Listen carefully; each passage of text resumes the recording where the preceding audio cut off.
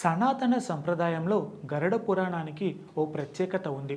18 మహాపురాణాల్లో ఒకటైన ఈ గ్రంథం మంచి చెడు కర్మల గురించి వివరిస్తుంది. మనిషి ఏ మార్గంలో పయనించాలో తెలియచేస్తుంది. ఈ పురాణంలో చెప్పిన విధంగా నిత్య జీవితంలో చిన్ని మార్పులు చేసుకుంటే అన్ని సమస్యలు తొలగిపోతాయని అంటారు. ఇంట్లో అనవసరంగా పేరుకుపోయిన చెత్తను బయట పడేయకుండా అలానే ఉంచుకోవటం వలన ప్రతికూల శక్తులు ప్రవేశిస్తాయి. ఫలితంగా గొడవలు వచ్చేందుకు అవకాశం ఉంటుంది. వంటగది అన్నపూర్ణేశ్వర ఆలయంగా భావించాలి. వంటగదిని ఎప్పటికప్పుడు శుభ్రపరచుకోవాలి. వంట కోసం ఉపయోగించిన గిన్నెలు కడగకుండా ఉదయం వరకు ఉంచడం వలన ప్రతికూల శక్తులు వేగంగా ఆ ఇంట్లో వ్యాపించేందుకు అవకాశం ఉంటుంది.